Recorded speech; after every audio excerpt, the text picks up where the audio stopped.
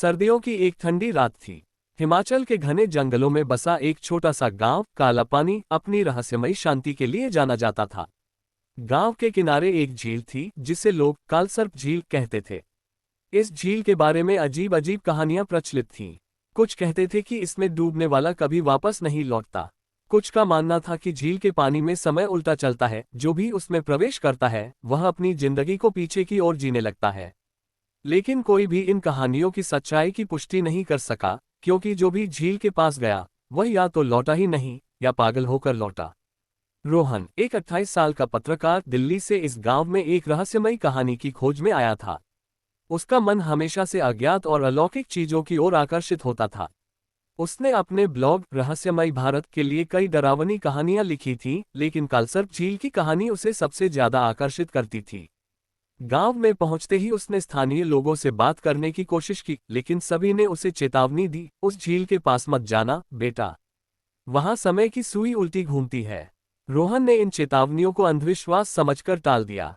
उसने अपने दोस्त अनीता, एक फोटोग्राफर, और विशाल, एक इतिहास के जानकार, को अपने साथ लिया। तीनों ने तय किया कि वे झील का रहस्य खोजेंगे और दुनिया को इसकी सच्चाई बताएंगे। रात के 11 बजे जब गांव में सन्नाटा पसरा था, रोहन, अनीता और विशाल जंगल के रास्ते झील की ओर बढ़े। ठंडी हवा पेड़ों के बीच से सनसनाती हुई गुजर रही थी। अनीता ने अपनी कैमरे की फ्लैशलाइट जलाकर रास्ता रोशन किया। विशाल, जो हमेशा किताबों में डूबा रहता था, ने बताया, पुरानी किताबों में लिखा है कि इस झील का पानी समय को मोड़ देता है।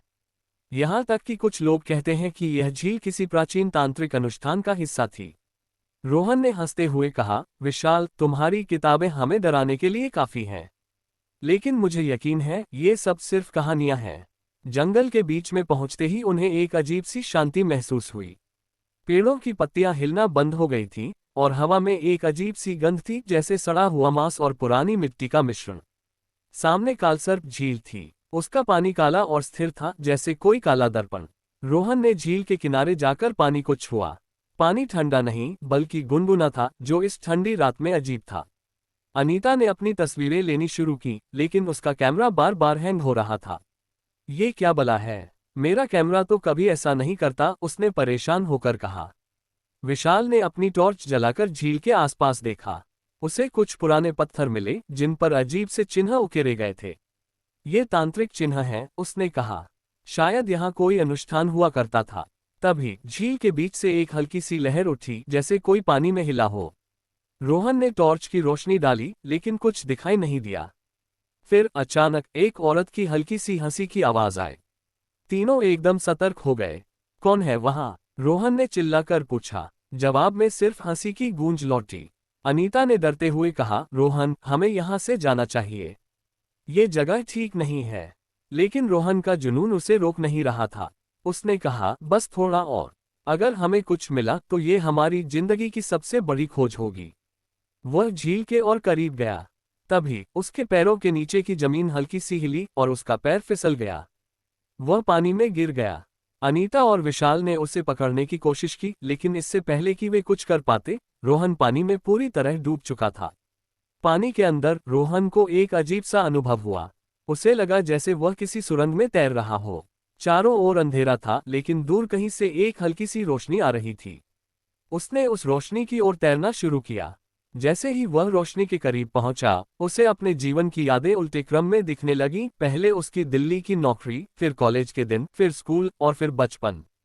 ये सब इतनी तेजी से हुआ कि उसे समझ नहीं आया कि वह सपना देख रहा है या हकीकत में है। जब वह पानी से बाहर निकला तो वह झील के किनारे खड़ा था, लेकिन कुछ गलत था। अनीता और विशाल वहां नहीं थे। जंगल में सन्नाटा था, लेकिन हवा में अब वह गंध नहीं थी। उसने अपनी घड़ी देखी, वह उल्टा चल रही थी। सुई घंटों को पीछे की ओर गिन रही थी। रोहन ने गांव की ओर दौड़ना शुरू किया। जब वह गांव पहुंचा तो उसे सब कुछ बदला हुआ लगा। गांव की सड़कें मिट्टी की थीं, घर पुराने लग रहे थे और लोग अजीब सी पोशाक में थे, जैसे 50 साल पहले का समय हो। एक बूढ़े व्यक्ति ने उसे देखकर कहा, तू कौन है बेटा? यहाँ तो कोई बाहरी नहीं आता।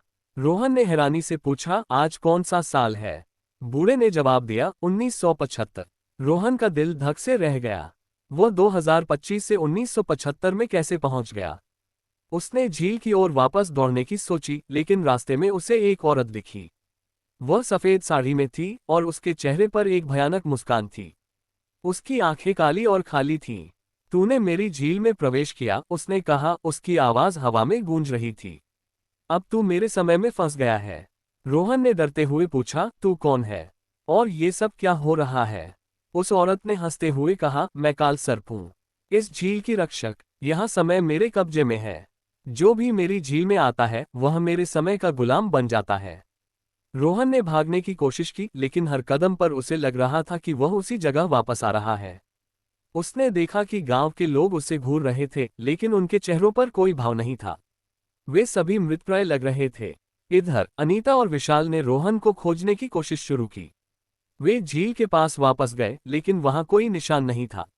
अनीता ने अपने कैमरे की तस्वीरें चेक की और उसे एक तस्वीर में कुछ अजीब दिखा। तस्वीर में झील के पानी में एक औरत की परछाई थी, जो उनके साथ खड़ी थी, लेकिन उस समय वहां कोई नहीं था। विशाल ने कहा, हमें गांव के पुजारी से मिलना चाहिए, शायद उसे कुछ पता हो। पुजारी ने उन्हें बताया कि कालसर्प झील कोई साधारण झील नहीं है। यह एक प्राचीन तांत्रिक ने बनाई थी, जो समय को नियंत्रित करना चाहता था। उसने अपनी शक्तियों से एक राक्षसी आत्मा को झील में बांध दिया था, जो अब हर उस व्यक्ति को अपने जाल में फंसाती है जो झील में प्रवेश करता है। रोहन को बचाने का एक ही तरीका है, पुजारी ने कहा। तुम्हें झील में जाना होगा और उस राक्षसी आत्मा का सामना करना होगा। लेकिन सावधान, क्योंकि वह तुम्हें भी अपने समय में फंसा सकती है। अनीता और विशाल ने हिम्मत जुटाई और झील में कूद गए। पानी के अंदर उन्हें भी वही अनुभव हुआ जो रोहन को हुआ था। वे अपने जीवन को उल्टा जीते हुए देख रहे थे, लेकिन उन्होंने हार नहीं मानी। वे उस रोशनी की ओर बढ़े जहां उन्हें रोहन दिखा, जो अब एक बच्चे के रूप में था। वहां कालसर्प की आत्मा थी, जो अब एक विशाल सर्प के रूप में प्रकट हुई। उसने कहा, तुम मेरे समय को चुनौती देने आए हो। कोई भी मेरे जाल से नहीं बच सकता। अनीता ने पुजारी से मिला एक मंत्र पढ़ना शुरू किया। मंत्र की शक्ति से झील का पानी हिलने लगा। कालसर्प चीखने लगी और उसका रूप धीरे धीरे कमजोर पड़ने लगा। विशाल ने रोहन को पकड़ा, जो अब अपने सामान्य रूप में वापस आ रहा था। अंत में मंत्र की शक्ति से कालसर्प की आत्मा झील में हमेशा के लिए कैद हो गई। तीनों पानी से बाहर निकले, लेकिन जब वे गांव पहुंचे तो उन्हें पता चला कि गांव अब पूरी तरह खाली था, जैसे समय ने गांव को ही निगल लिया हो। रोहन, अनीता और विशाल दिल्ली लौट आए, लेकिन उनके मन में एक डर बाकी था। क्या वे वाकई उस झील के श्राप से बच गए थे? रात को रोहन ने अपनी घड़ी देखी, वह फिर से उल्टा चल रही थी। उसने अनीता और विशाल को फोन किया, लेकिन दोनों का फोन स्विच ऑफ था। उस रात जब वह सो रहा था, उसे एक औरत की हंसी सुनाई दी। उसने आंखें खोली तो देखा कि उसके कमरे में वही सफेद साड़ी वाली औरत खड़ी थी।